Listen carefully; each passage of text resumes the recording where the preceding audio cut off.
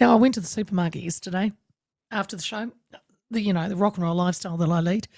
Didn't even bother looking at the butter, but I had to get eggs because I always buy eggs. And over the past couple of years, egg prices in New Zealand have skyrocketed. In May 2022, the average cost of a dozen eggs was $4.86. Oh, remember those days? A year later, it had surged to $8.58, marking a 76.5% increase. By September 2023, prices had further risen to $9.19 a dozen. As of today, the cheapest I could find on Woolies' website was $7.90 for a tray of 10 Henergy eggs, cage-free, jumbo size. But usually a tray of 10 eggs sits around $10 to $13. Why the jump? Well, few factors, we're told. The 2022 ban on battery or caged farming, which farmers say led to the reduction in laying hens as they transition to higher welfare systems that caused the cost. Global events, Russia's invasion into Ukraine, drove up grain costs by at least over 60% over the past year, impacted feed prices, which they say constitutes to about 65 to 70% of egg production cost. But back to caged farming and the additional cost of a more friendly environment for the chook. It transpires an animal welfare expert has raised concerns that labels on colony eggs are misleading. Colony cages, they're larger enclosures. They can house from 20 to 80 hens. They remain legal. Associate Law Professor Marcelo Rodriguez Ferrere from the University of Auckland argues that this space is comparable to that of the banned battery cages and is questioning the improvement of hen welfare. And Marcelo joins me now. Good afternoon. Tēnā koe, Leah. Good to have you on the show. I appreciate your time, Marcelo. So the government banned battery cages 2022, but you're saying the colony cages aren't much better. What is the main issue with them? Sure. The previous battery cages, which I think many consumers know about, afforded a single hen about an A4 square sized piece of paper in terms of moving around, which isn't very big at all. Now, the colony cages are much bigger, but as you indicated, you can fit up about 80 hens in them. And once you've got that number of hens in there, if you divide the number of space, they've also only got about an A4 sized amount of room to move around in. So there really isn't much of an improvement in welfare. And certainly when people hear about the word colony, they don't immediately think about cages. It's a misleading term. No. I thought they're all out there kind of together, just chilling, moving about in a colony. That's fair enough. It's exactly the representation that's intended, yeah. So in these large enclosures, the colony ones, it says, and you've said they can house 20 to 80. I mean, if you had 20 in them, obviously it's going to be better. But do you know, Marcelo, if I could imagine they pretty much have up to 80, right? Yeah, sure. I mean, you fill up to the maximum. That's going to be the higher efficiency. And when you want to sort of keep costs down and ensure a higher profit, that's exactly what you're going to do. But even if you were sort of one of these lucky hens in a cage full of 20, you don't have access to the outside. You don't have access to dirt. You don't have the capacity to fulfill your natural behaviours. Hens are curious creatures. They like to scratch around in the dirt. Anyone that's ever seen one will attest to that. And these sorts of hens just don't ever have access to that sort of thing. So some egg cartons have words like farm fresh or colony laid. Do you think they are deliberately misleading us, Marcelo, or is this clever marketing?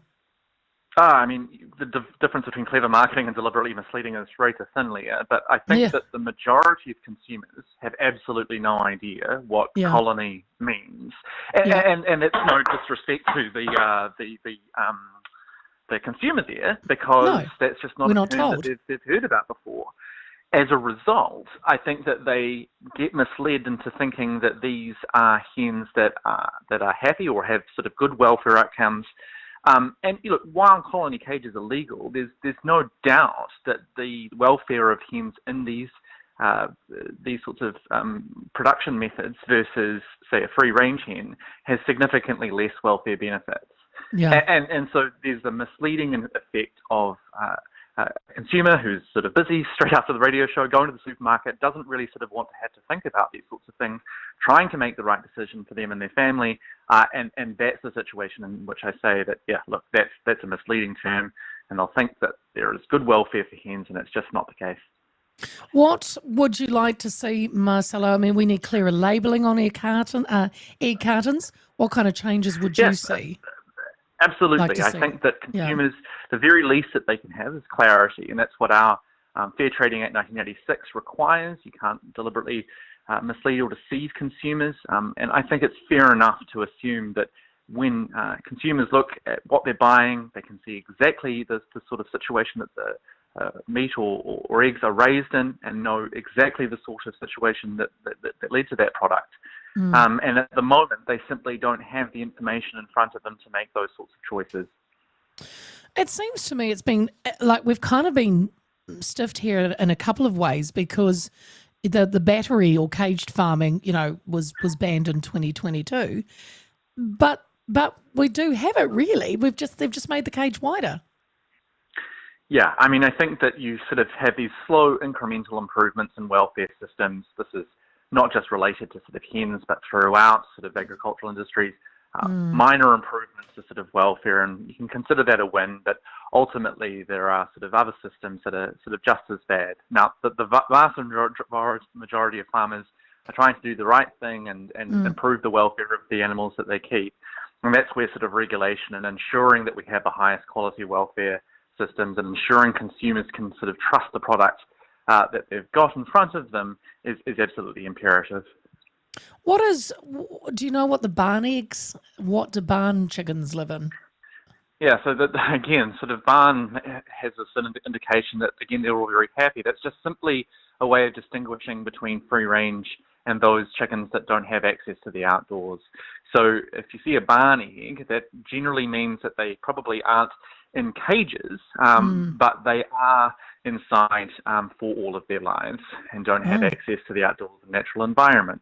Again, it's just, you say it's clever marketing and that sort of thing, and of course egg producers don't want to say that they caged their hens and that's the way that it's produced, but I think that there's a little honesty required, and if they really don't want to sort of tell consumers how these hens are produced, we need to wonder why that is and why they're so embarrassed about saying the way that they house their hens, and really sort of consider as to whether or not further regulation is necessary.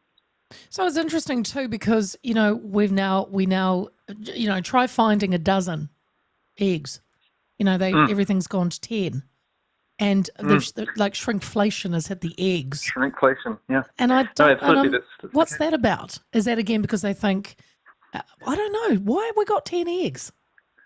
Look, I'm just a law professor versus sort of an economist, but I think that again, it's just it's clear that this is sort of further sort of marketing and ensuring that a sort of price point is available that makes sense to consumers, whilst at the same time sort of ensuring that profit margin is still the case. It's throughout sort of consumer products, but I think that it's often sort of conflated, this idea that high prices is directly linked to better hen welfare, and that's simply not the trade-off that we should accept. I think we can accept that hens produce eggs in a way that is most beneficial to their welfare, that we can have eggs that we can trust and be sure that hens have the highest welfare, whilst also sort of paying for that sort of privilege. And I think that, there just really isn't much of a trade-off there. Whereas I think that, as you point out, 60 to 70% of the reason that the inflation is occurring is because of the feed and the other sort of costs of production. And so to blame higher welfare for greater inflation so as to sort of justify lower standards of welfare, I don't think most consumers would really sort of buy that, or would be happy with accepting lower standards of welfare as being the justification for lower prices.